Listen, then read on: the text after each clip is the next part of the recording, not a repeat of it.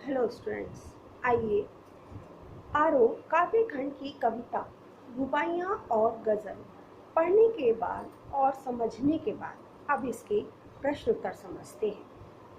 पहला प्रश्न आता है, शायर राखी के लच्छे को बिजली की तरह कहकर क्या भाव व्यंजित करना चाहते हैं। कवि कहते हैं कि जो छोटी बहन है वह अपने भाई के लिए राखी का चुनाव कर रही है। राखी का त्योहार है, बहन भाई का के प्रेम का त्योहार है, तो बहन अपने भाई के लिए राखी चुन रही है कि किस तरह की राखी उसे अपने भाई को बांधनी है। तो राखी का जो लच्छा है वह बहुत चमकीला है और उसमें इस तरह की चमक आ रही है जैसे कि आकाश में चमकने वाली बिजली की चमक होती है। बहन की इच्छा राखी चुनते समय यही होती है कि वह अपने भाई की कलाई पर ऐसी राखी बांधे जो चमकती रहे, जिसकी चमक चारों ओर फैलती रहे और उसकी भाई की कलाई के साथ साथ सभी ओर उसका प्रकाश फैला रहे। इसलिए शायर कहते हैं कि बहन के मन के भाव यह हैं कि वह अपने भाई को चमकती हुई राखी बांधना चाहती है और उसकी राखी के लच्छे में आसमान में चमकने वाली बिजली की चमक के समान चमक फैली हुई है। और राखियों को चुनते समय वह इस बात का विशेष ध्यान रखती है कि उसके भाई की कलाई पर बंधने वाली राखी सदैव उसी तरह चमकती रहे जिस तरह उसके मन में उसके भाई के लिए प्यार चमकता रहता है। अगला प्रश्न आता है, खुद का पर्दा खोलने से क्या आशय है। हमारी कविता में शायर ने या कवि ने बताया है कि खुद का पर्दा खोलना, कि कुछ लोग ऐसे हैं कि जब कवि की प्रेमिका उनसे दूर हो जाती है और वो उसके दुख में दुखी रहने लगते हैं, उसके विरह में वह परेशान है, उस समय कुछ लोग कवि की बुराइयां कर रहे हैं, कवि के अंदर कमियां बता रहे हैं। तो कहते हैं ऐसे लोग मेरी कमियां गिन रहे हैं या अपनी कमियां वो बता रहे हैं। इसीलिए कवि ने या शायर ने कहा है कि मेरा पर्दा खोले है, काश वे इतना जान सकें कि मेरा पर्दा खोले हैं या अपना पर्दा खोले हैं, कि जो लोग मेरी बुराई कर रहे हैं काश वो इतना तो जान पाते कि वो ऐसा करके मेरी कमियों को सबके सामने ला रहे हैं या मेरे अंदर जो बुराइयां हैं वह सबको दिखा रहे हैं, या फिर अपनी कमियां, कौन सी कमियां, वो कमियां कि उनकी आदत है वह दूसरों के निजी मामलों में हस्तक्षेप करते रहते हैं, उन पर टीका टिप्पणी करते रहते हैं, अपनी इन आदतों को संसार के सामने ला रहे हैं। अर्थात कवि यह बताना चाहते हैं कि वो लोग इस बात को भूल जाते हैं कि दूसरे की कमियां गिनवाने के समय पर वह उसकी कमियां तो नहीं गिनवा पाते, बल्कि अपनी कमियों को, अपनी जो कमजोरियां हैं उनको इस समाज के लोगों के सामने खुलेआम प्रदर्शित कर देते हैं कि उनका स्वभाव कैसा है, वह किसी दूसरे व्यक्ति के निजी मामले में किस तरह हस्तक्षेप करते रहते हैं और उनकी कमियों को गिनते रहते हैं, जबकि कमी हर व्यक्ति के अंदर होती है। तो दूसरे की कमियों को गिनकर या उसकी बुराइयों को बताकर वे अपनी कमियां या बुराइयां इस संसार के सामने ला रहे हैं। अगला प्रश्न आता है, किस्मत हमको रोले वे है, हम किस्मत को रोले हैं।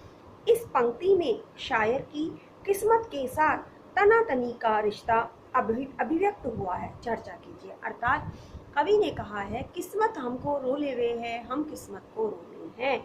इसमें किस्मत और कवि के बीच जो तनातनी चली है या उन दोनों के बीच जो घटित हुआ है उसके बारे में हमें बताना है। तो कहते हैं कि कवि कह रहे हैं कि हम किस्मत को रो लेते हैं, हम जब दुखी होते हैं तो हम अपनी किस्मत को कोस लेते हैं, उसको लेकर, उसका नाम लेकर दुखी होते हैं कि हमारी किस्मत में कुछ भी नहीं है, हमने कितने ही प्रयास किए लेकिन हमें कुछ नहीं मिल पाया, हमने बहुत अधिक कोशिश की सफल होने की, सफलता प्राप्त करने की, लेकिन हमारी किस्मत में सफलता थी ही नहीं, कुछ अच्छा हमारे हिस्से में था ही नहीं, इसलिए हमें नहीं मिल पाया। वहीं दूसरी ओर जो हमारी किस्मत है वो हमें देख कर रोती है। किस्मत भी कहती है, देखो इस बेचारे के हिस्से में कुछ भी नहीं है, इसे जीवन में इतने प्रयास करने के बाद भी कुछ हासिल नहीं हो पाया, यह कुछ हासिल नहीं कर सका, इसलिए किस्मत हमारे लिए दुखी हो जाती है और हमारे लिए अफसोस करती है। कहने का तात्पर्य यह है कि शायर या कवि और किस्मत दोनों ही एक जैसी स्थिति में है, दोनों ही दूसरे को देखकर दुखी हो रहे हैं, उसके लिए चिंतित हैं कि बताइए कुछ भी हाथ नहीं लगा, इतने अधिक प्रयास किए लेकिन किस्मत अच्छी ना होने के कारण कवि को जीवन में सफलता नहीं मिल पाई और कवि इसी तरह परेशान रह गए। अगला प्रश्न है, टिप्पणी कीजिए। टिप्पणी करनी है, यहाँ पर हमारे पास दो भाग हैं, दोनों पर हमें टिप्पणी करनी है, अर्थात उसके बारे में हमें व्याख्या करनी है। तो पहला है गोदी के चांद और गगन के चांद का रिश्ता। दूसरा आता है सावन की घटाएं और रक्षाबंधन का पर्व। तो पहला आता है गोदी के चांद और गगन का रिश्ता। कवि कहते हैं कि हर माता के लिए अपना पुत्र या अपनी संतान बहुत प्रिय होती है, वह उसे चांद के समान मानती है। हर पुत्र अपनी माता के लिए एक चांद होता है, माँ उसे इतना प्यार करती है कि वह उसके लिए कुछ भी करने को तैयार होती है और अपने बेटे को या अपनी संतान को वह चांद का टुकड़ा मानती है। और गगन का चांद भी सभी को प्रिय होता है। तो कवि कहते हैं कि जिस तरह आसमान में दिखाई देने वाला चांद सबके मन को अर्थात संसार के लोगों के मन को ठंडक पहुंचाता है, शीतलता पहुंचाता है, उसी तरह एक माता को के मन को उसकी संतान प्रसन्नता पहुंचाती है, शीतलता प्रदान करती है। अर्थात यदि संतान प्रसन्न होती है तो माता का हृदय बहुत प्रसन्न होता है, शीतल हो जाता है। इसी तरह जिस तरह आसमान में चांद जब चमकता है तो संसार के लोगों के मन को शीतलता प्रदान करता है, इसलिए कवि ने गोदी के चांद और गगन के चांद को एक जैसा बताया है। चांद आसमान में चमकने वाला जो चांद है वो जितना सुंदर लगता है उतना ही इस एक माँ के मन को अपनी संतान सुंदर लगती है। एक माँ अपनी संतान से अधिक किसी को सुंदर नहीं मानती, इसलिए कवि कहते हैं कि गगन का चांद और गोदी का चांद दोनों एक दूसरे के समान हैं, दोनों में एक जैसी ही बातें हैं, दोनों में सब बहुत अधिक समानताएं हैं। एक माँ अपने संतान को कभी भी चांद से कम नहीं मान सकती। अगला आता है सावन की घटाएं और रक्षाबंधन का पर्व।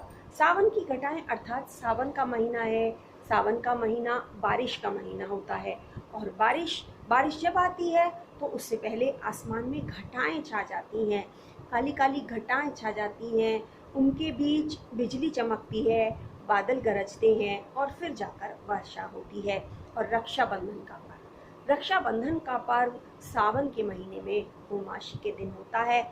तो कहते हैं कि सावन की घटाएं हैं और रक्षाबंधन का पर्व है। सावन के महीने में बादलों में घटाएं हैं और उनके बीच बिजली चमक रही है, इसी तरह रक्षाबंधन का पर्व या त्योहार है और उस त्योहार के बीच भाई और बहन के प्रेम का रिश्ता उसी तरह फैला हुआ है जिस तरह आसमान में घटाएं फैली हुई हैं और जिस तरह उन घटाओं के बीच बिजली चमकती है, उसी तरह भाइयों को की कलाई पर बहनें जो राखी बांधती हैं उन राखियों की चमक चारों ओर फैली हुई है।